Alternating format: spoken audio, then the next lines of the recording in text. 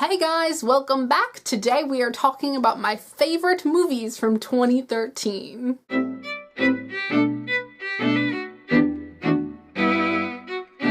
This year I felt like I watched a lot of movies, but none of them really stuck with me. They were just something I did for like 2 hours and then poof, out of my mind. They weren't that good. But I do have some movies that I watched in 2013 that do make the cut. We're gonna do top 10 for this one, starting at 10, going to the favorite, which is number 1. And so let's start off with number 10. Number 10 in my top movies of 2013 is Disney's Frozen.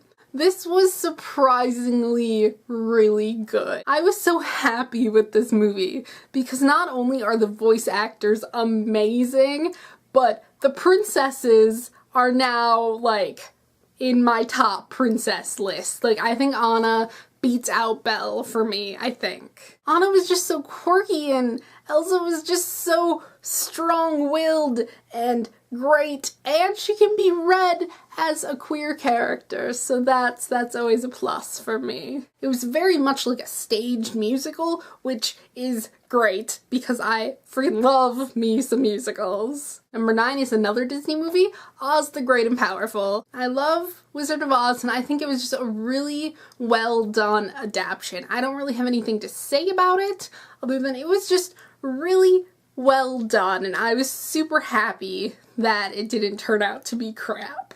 Number 8 is Iron Man 3, which is probably my favorite Iron Man movie so far, I think. I really love what they did with Tony having post-traumatic stress disorder. I really enjoyed that and how they portrayed it. And of course I loved his dynamic with the little kid. I felt like the first two, half of it was so boring that I couldn't get through it, but this whole movie was just really great and like action-packed and also like emotionally charged. It was just really good. Number 7 is Warm Bodies, the zombie love story, which I don't think I have to say anything else.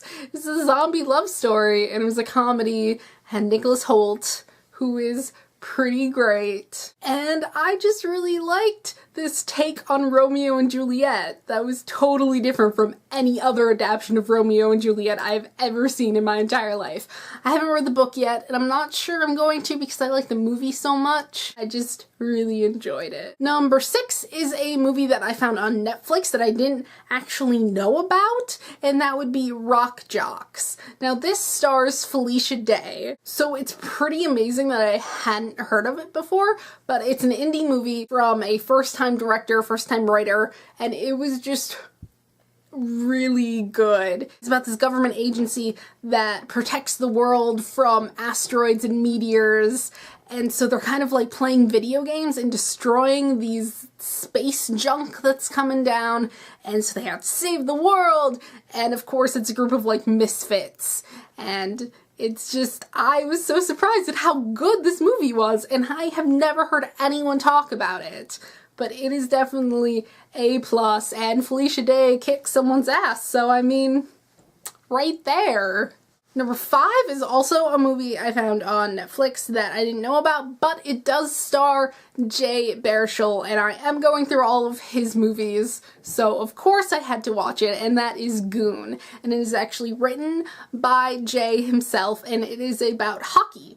In Canada, of course, because it is Jay's movie. And I did not expect to like this movie because it is a sports movie. The main character seems to be on an autistic scale, and that is really interesting. And so it has all of these typical, you know, sports movie characters, and then there's this guy. It's just really deep for a movie about hockey, and so much blood and teeth flying everywhere. But I would definitely recommend this movie even for people who don't know anything about hockey, don't like sports, etc.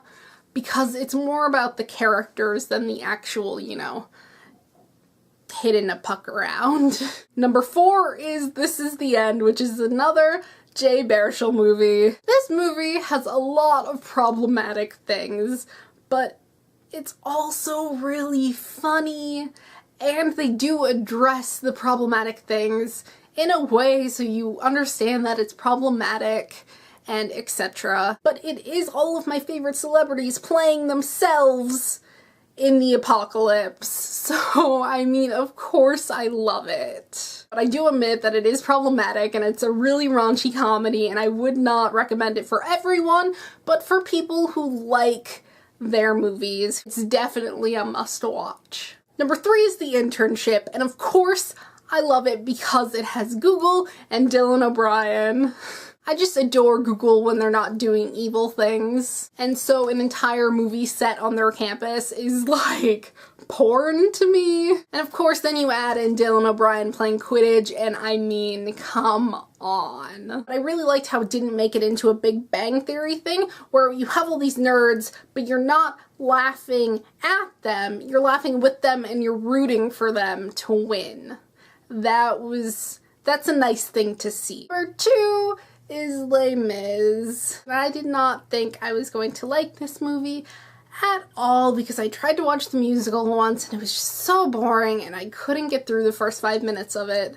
But this movie, I don't think I would have liked the movie as much as I did if it hadn't been for the fandom on Tumblr, because I can watch this movie about the French Revolution and everyone dying and just laugh my ass off because of all of the inside jokes and some of the actors' portrayals of the characters are really funny. I don't know if it's that I love the movie or I love the fandom, but I definitely do really like the musical now. I love the songs, I love the plot, I love the characters, so of course it has to be up on my list. And of course, number 1 is Pacific Rim. Now I have a whole video coming out in a few days about the movie versus the novelization and the plots and the characters and everything gets analyzed and it's gonna be like a 20-minute long video. So I'm not gonna talk about it much right now. Not only do I love it because of the obvious action adventure type thing with the